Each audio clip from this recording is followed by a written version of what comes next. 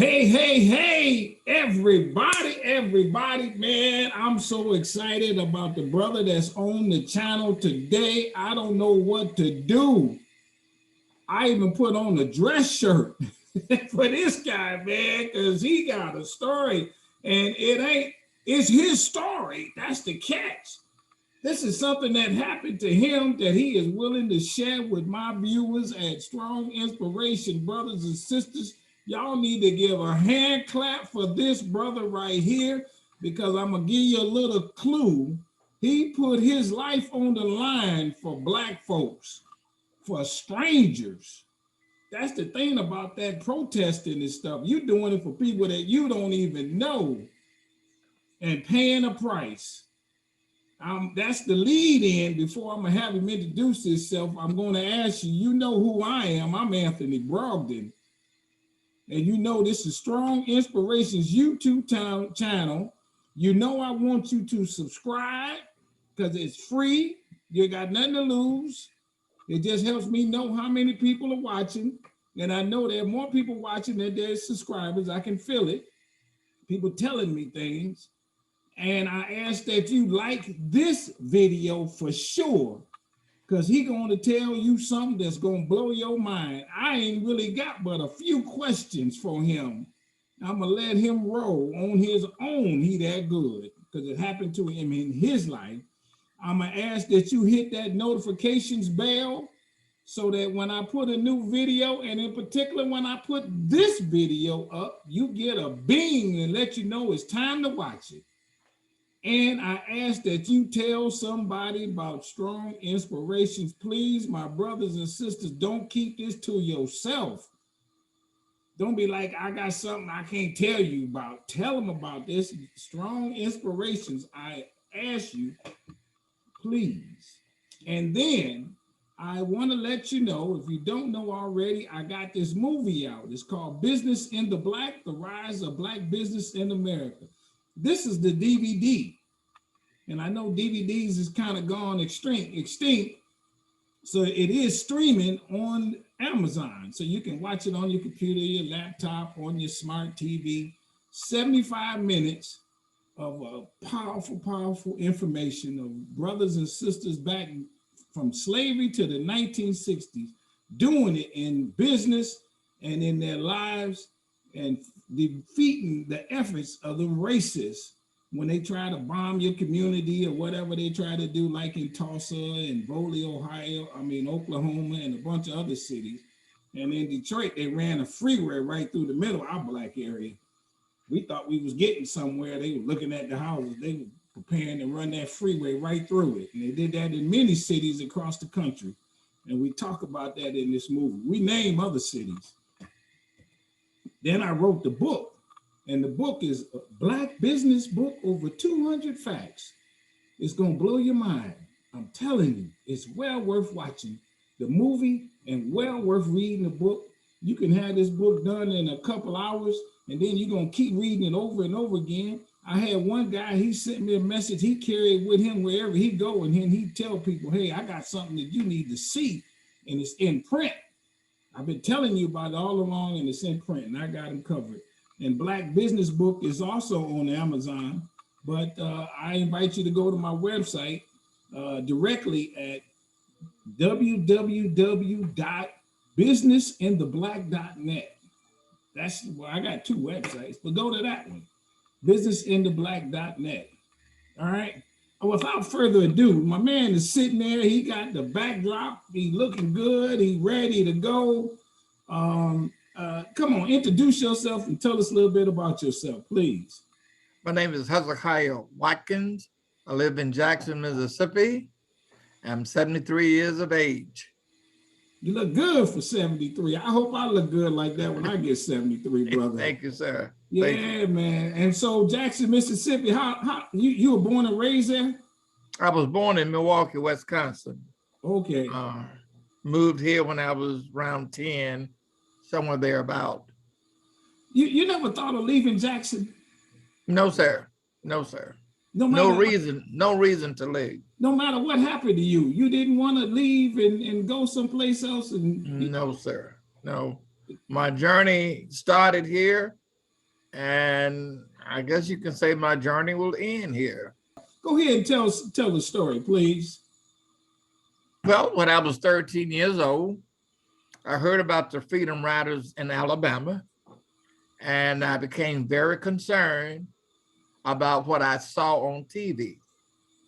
So my friend and I would watch the national news in the afternoon. Every afternoon, that was our livelihood, to see what happened in Alabama, to see the brothers, sisters, whites being beaten, being bitten by dogs, being spat on.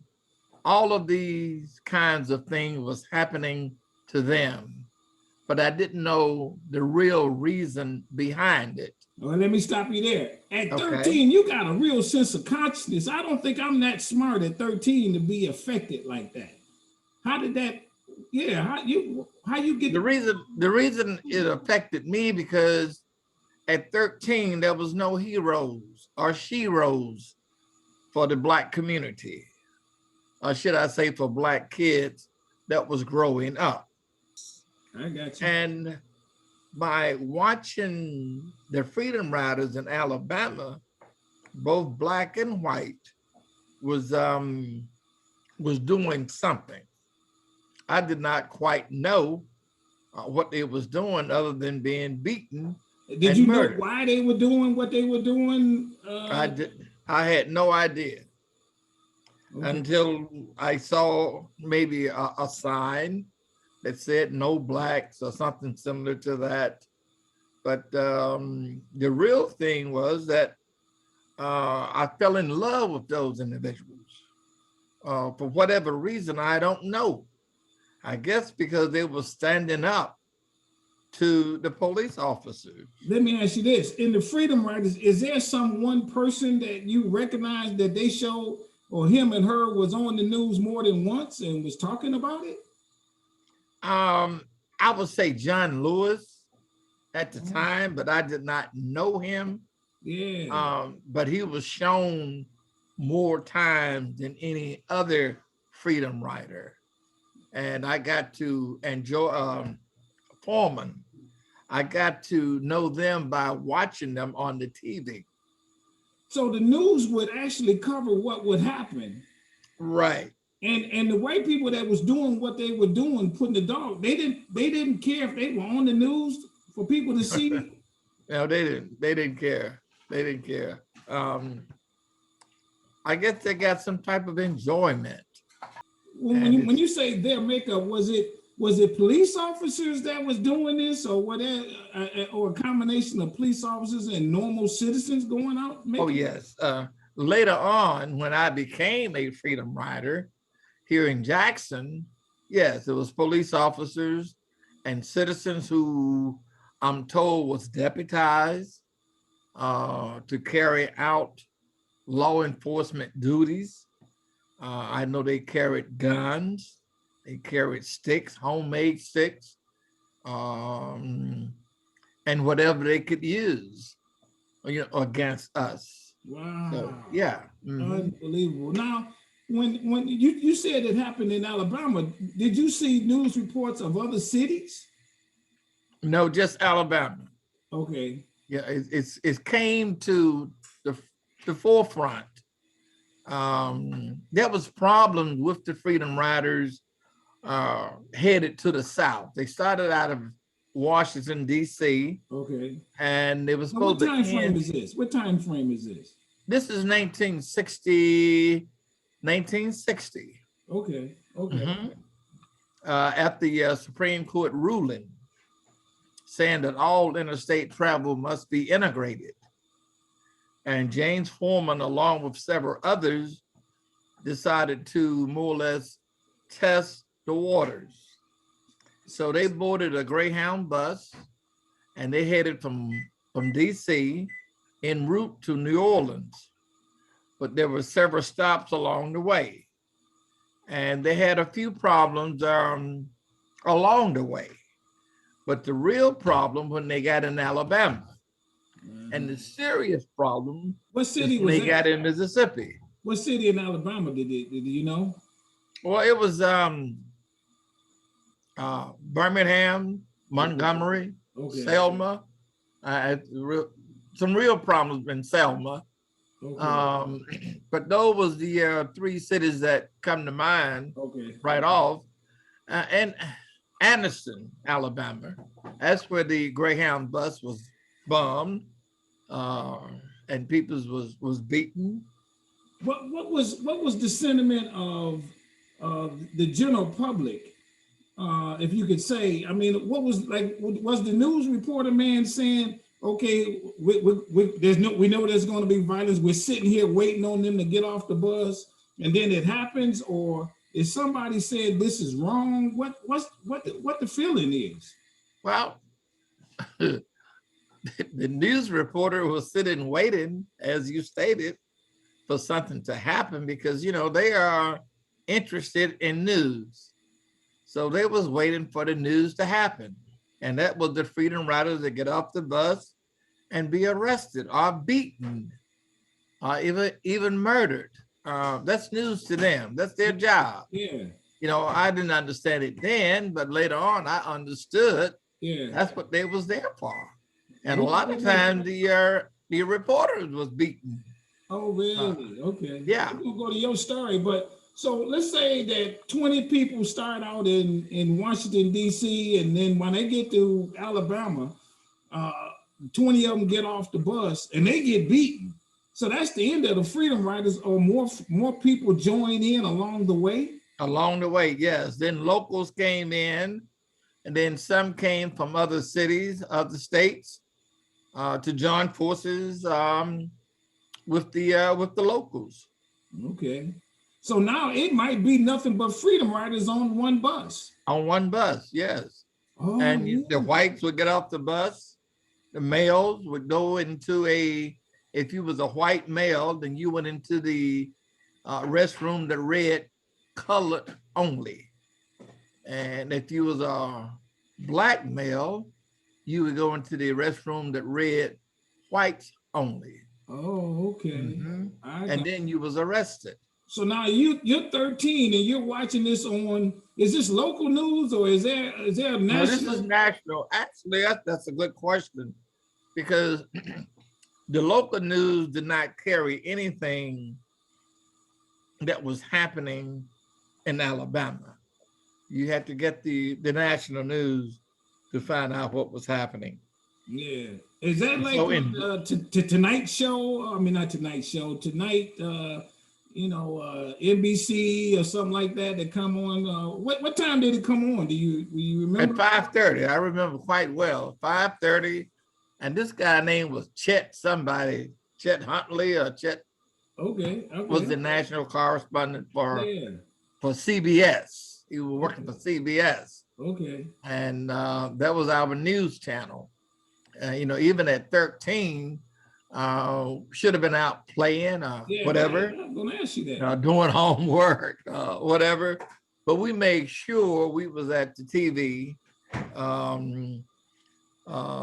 5:30 to see the beginning of the news. And half of the news would be on the Freedom Riders. If I may ask, if you don't mind, did you have a TV at your house or where did you watch it at? Yeah, we were lucky enough to have a TV. Yeah. A little black and white, small size. Mm-hmm. And it was interesting to watch TV at my house. Yeah. Because most of the kids within the neighborhood did not have TVs, and my house was a TV house. Okay, and that was interesting. Yeah. I got you. So now at 13, you decide to do what? Well, at 13, during this time, I became more interested, more curious, should I say. And one day, we was in school. School was about out for the summer. And I can recall the principal getting on the intercom and telling the kids to have a safe summer, remember what you was taught. And those of you who are going to, there was 2 other schools, high schools, we was in middle school. Those of you who are going on, remember what you was taught here. let that be a carryover for you. And he cut it off. And it had a little humming sound. I never forget. And as he cut it off, it began to hum. And before it ended, he turned it back on. And when it was turned back on, he said, oh, by the way, those Freedom Riders might be coming to Jackson.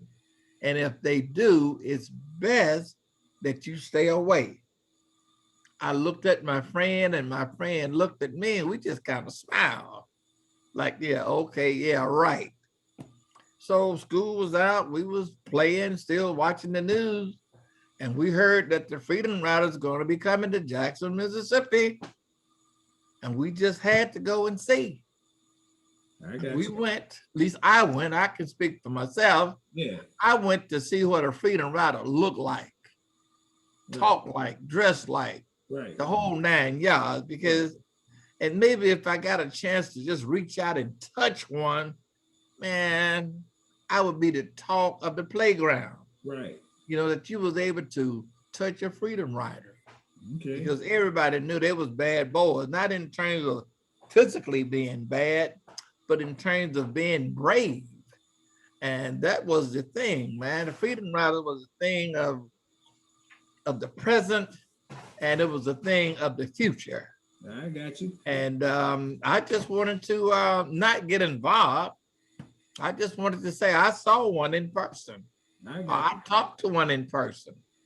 Now, let me ask you this right here. Yes. You got a TV, so you ain't coming from if you don't mind I say this, you ain't coming from a bad environment growing up. You got a little step up for others in terms of what your mom was able to provide, the stuff that she put on your head to give you some wherewithal. Were you getting good grades in school? You wasn't a troublemaker dude or nothing like that?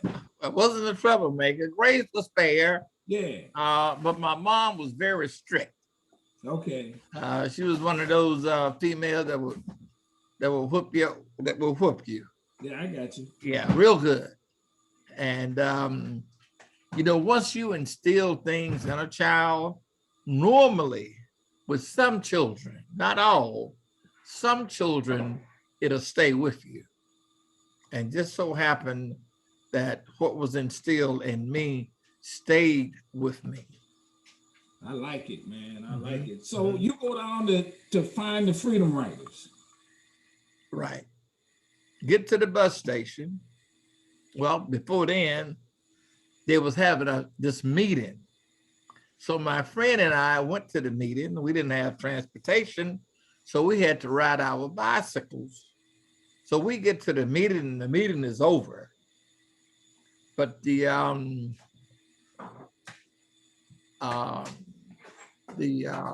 person who was, I guess, in charge of the meeting asked, are there anyone here who want to join forces with these Freedom Riders? If so, meet us at the Greyhound bus station. Well, that's my opportunity right there. Yeah, right. How many people at that meeting? Oh, it was packed. Oh, really? It was packed. Was the guy who did the speaking, was he like a local activist, preacher, something like that? Do you know? I really don't know. I was far in the back. As a matter of fact, it was I was so far back until I couldn't really see him, but I could hear him. I got you. So did not know the person who was speaking. I got you. So then so he says we can show up at the Greyhound bus station. Right. Okay. That was my opportunity to see me a Freedom Rider. Right. So we got back on our bicycles and we pedaled on down to the Greyhound bus station. So once we get to the bus station, not knowing what time all of this was going to take place, this had taken place and they had left and taken the Freedom Riders to jail. Oh, so by the time y'all got there, the people had showed up. And mind you, we had to ride our bicycle there.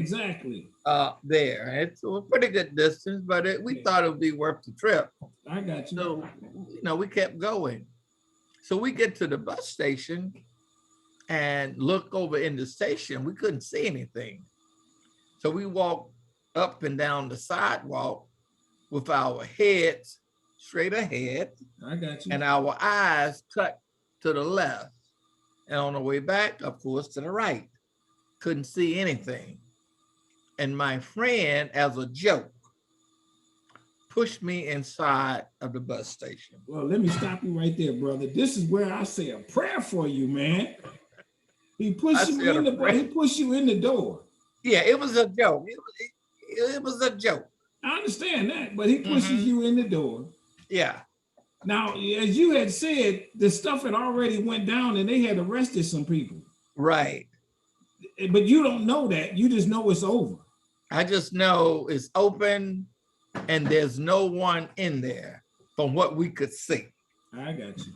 Okay. All right. But after I was pushed in, this officer came from nowhere and put his hand on my shoulder and asked, "What you doing in here, boy?" I looked up at him. I said, "Nothing. Nothing. What you doing in here, boy?" I said, "Nothing. My friend out there pushed me in here." So he caught me by my wrist with a firm grip, led me on the outside and said, "Where?" I looked left. I looked right. My friend could not be found.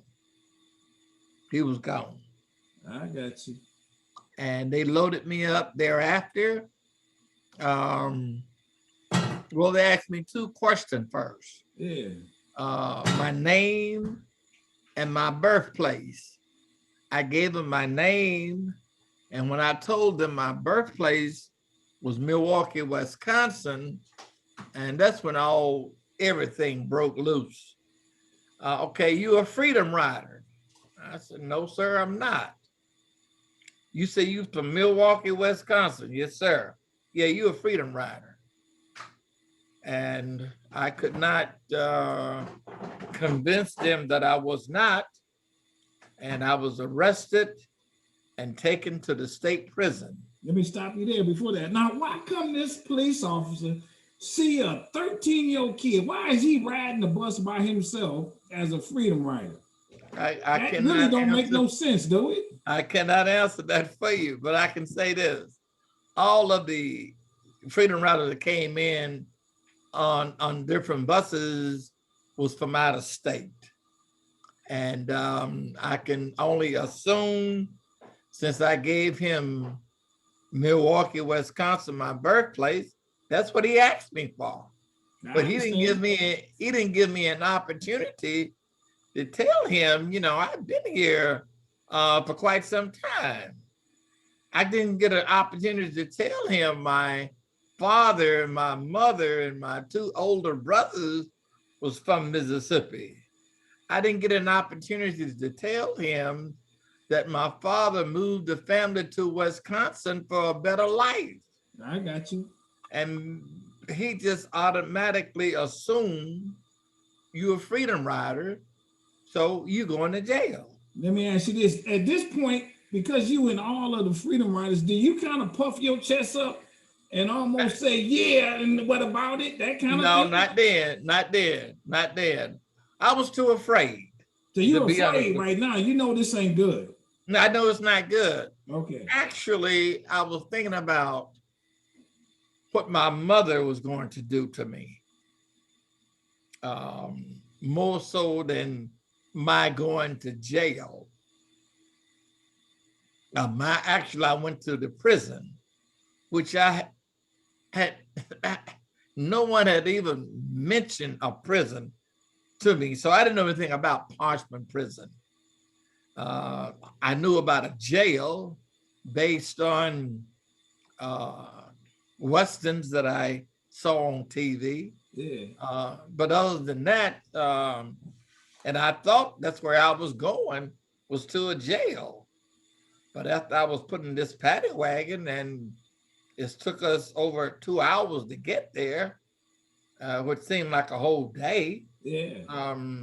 I still didn't know where I was going. Are you the only one that's in the paddy wagon that they arrested at the Greyhound bus station at this point? You're the only freedom rider they got left. I'm the only freedom rider they have Oh my God. in in the back of this paddy wagon. Oh my God. And we are just riding and riding and riding and riding until finally I just fell asleep. And I woke up, we were still riding, fell asleep again. And the second time I fell asleep, the guards woke me up because they had made it to Parchment Prison.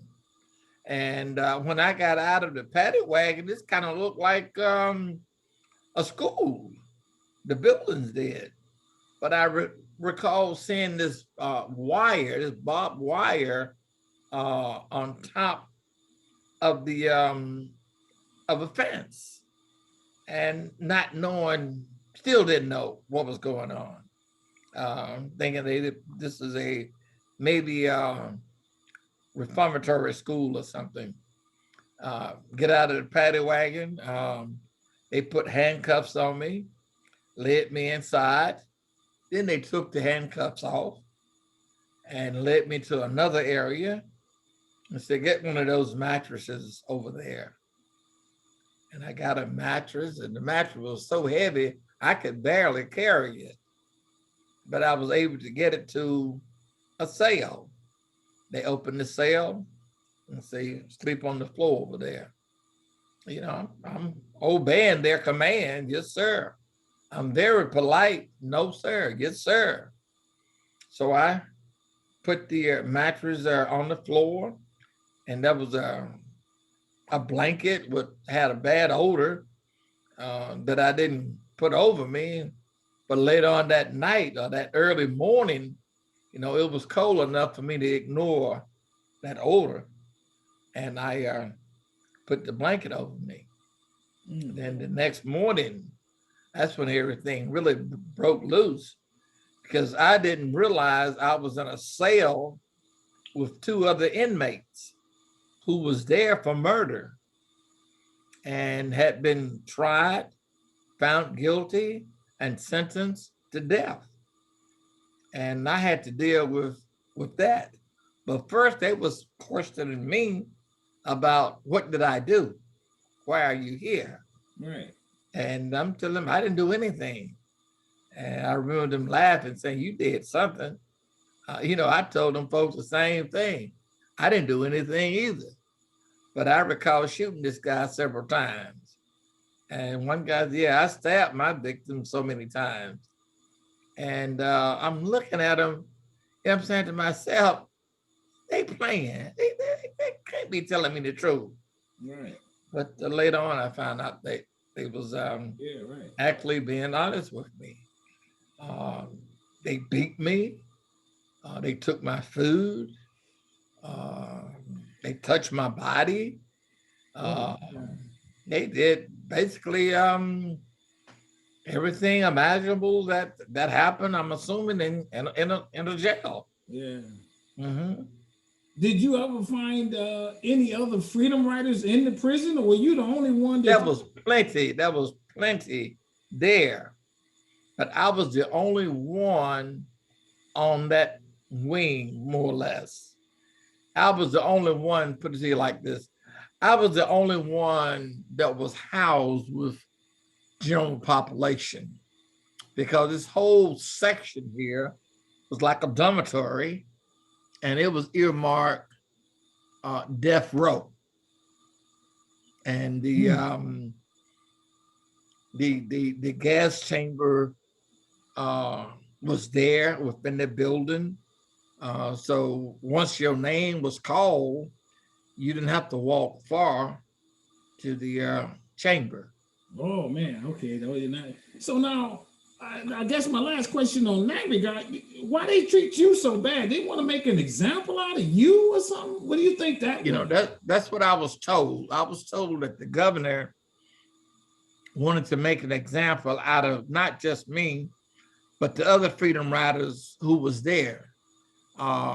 They was treated, so I'm told, just as bad The only difference is that they was with each other and I was with a regular criminal. Yeah, I got you. That was the only difference. I'm told that the governor made a statement: when you leave here, you don't want to see or hear the word Mississippi. But all of that backfired on him. Um, it was just like one big party to those who was in that other section. But to me, it was a hell of an ordeal I can't for imagine. me to go through. Yeah. And I didn't know there was other freedom riders there in Parchman during my stay. I got you. So how do you get out of jail? Well, we had a governor named Ross Burnett, and the president was named John Kennedy. Mm-hmm.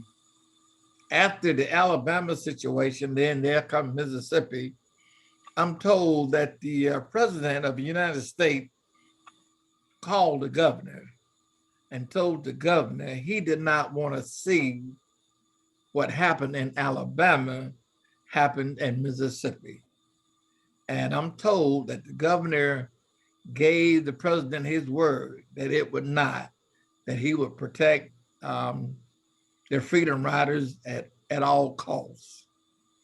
And thereafter, I was set free. How long were you in there? I was in there for 5 days. Oh, fine. Okay. Now, 5 days was like 5 months. I got you. Mm-hmm. And so, how do you get out? I mean, what's that procedure? They take you where? Well, what happened? They brought me back to Jackson and had me in a room waiting on my mother. But I didn't know what they was, why I was brought back, or what I was waiting on, or why I was waiting.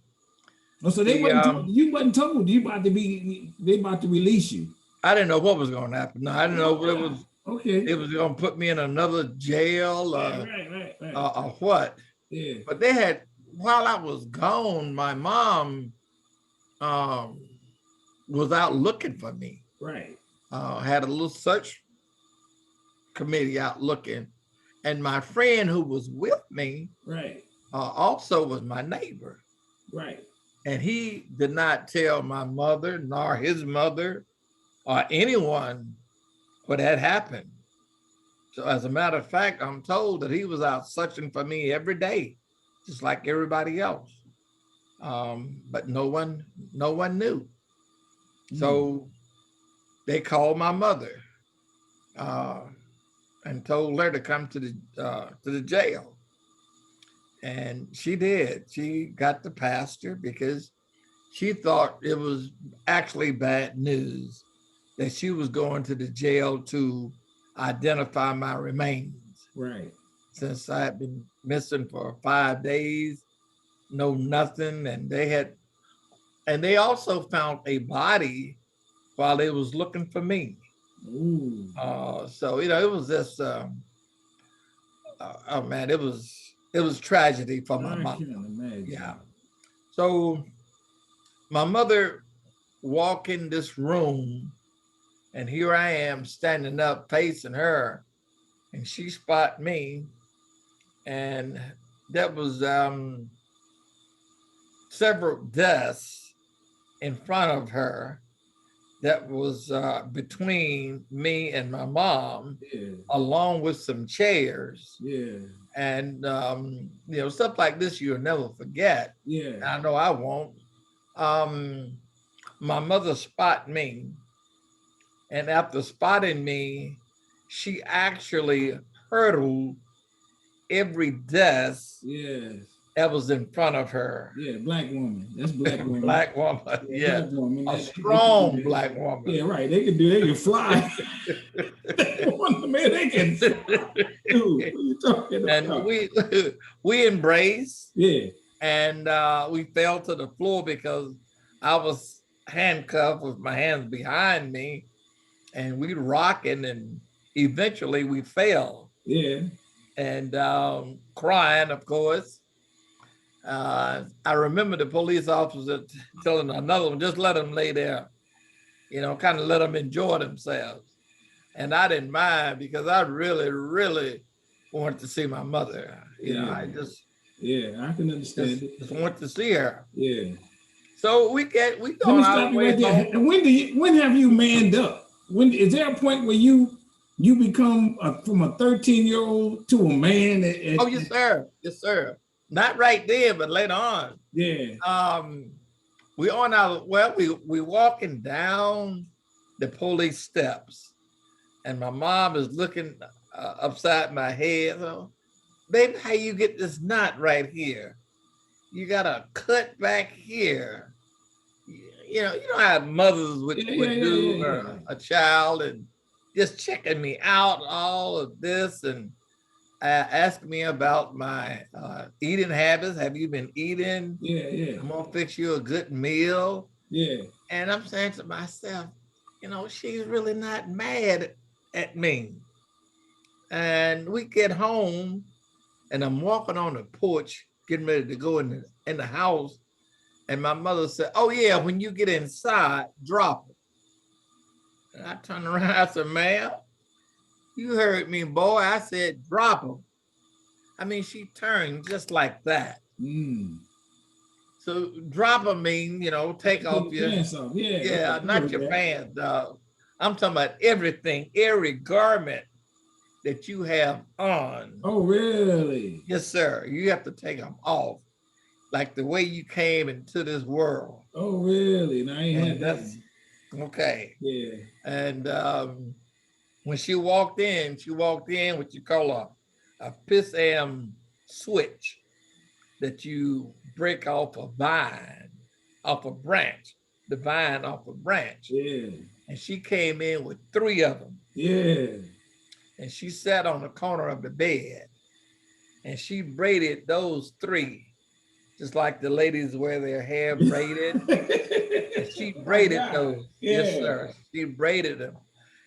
Once that is done, they become unbreakable. I got you. And if I may, she beat the hell out of me. I'm talking about real good. When do you tell her? When did she know what happened, or that the true story? She didn't want to hear that. She didn't want to hear that. Her thing was, you disobeyed me. I told you not to leave the house. I told you don't get involved with the Freedom Riders. But she didn't want to hear about how I was pushed in. I didn't just go and volunteer and do nothing.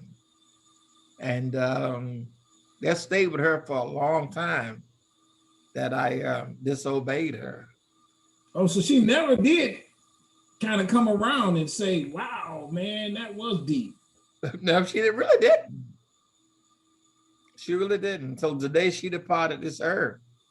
And we really just never talked about that part ever again. And I didn't want to talk about it because if I did, I figured she would get mad all over again. Yeah. And I didn't want that kind of beating put on me again. But thereafter, I stayed in, didn't do anything until I messed around and met this guy named James Bevel, who was one of the core SNCC leaders, one of the field secretaries, who was kind of in charge of some things. And since I was the youngest and had been arrested and been to Parchman Prison, he wanted me to join forces with him to try and recruit other young men and women. But I knew my mother wasn't going to go for it, so I didn't even try. But what he did, he befriended my mom. And after befriending my mom also, should I say, was a very religious person. I got you. And James Bevel, what you would call a bootleg preacher. I got you. But he knew the Bible. The next thing I knew, I was given to him, more or less. And when I said given to him, my mother told him, say, I would let my son go with you if you promise me that you will take care of him. And he gave her his word that he would. So you didn't move out the house. You just did stuff with him, right? With him. But eventually I did. Oh, really? During the summer, I'm still in high school. During the summer, I would go to different towns and cities within the state of Mississippi, and I would stay the whole summer and come back and go to school. Now, while I'm in these places, I'm in jail 2 or 3 times during the summer. Even sometimes. Hold on, you lost me there. You went with him to go protest. Yes, and after I became somewhat of a pro, whereas I could go into a community and more or less organize that community, I was given the title of community organizer. That was my title. Really? And we would find out what the problem that they was having within that city, and we would try to do something about it. Always there was a family that was willing to take you in as their own child, more or less. And I stayed with so many different families over the course of those years. It's unbelievable. I can't remember all of them. And how many years is this? How many years we talking? Well, we talking at least 6 years, 6 hard years. Okay. But even up to now, I'm still somewhat affiliated, not with a particular movement, unless you want to say the NAACP. Yeah.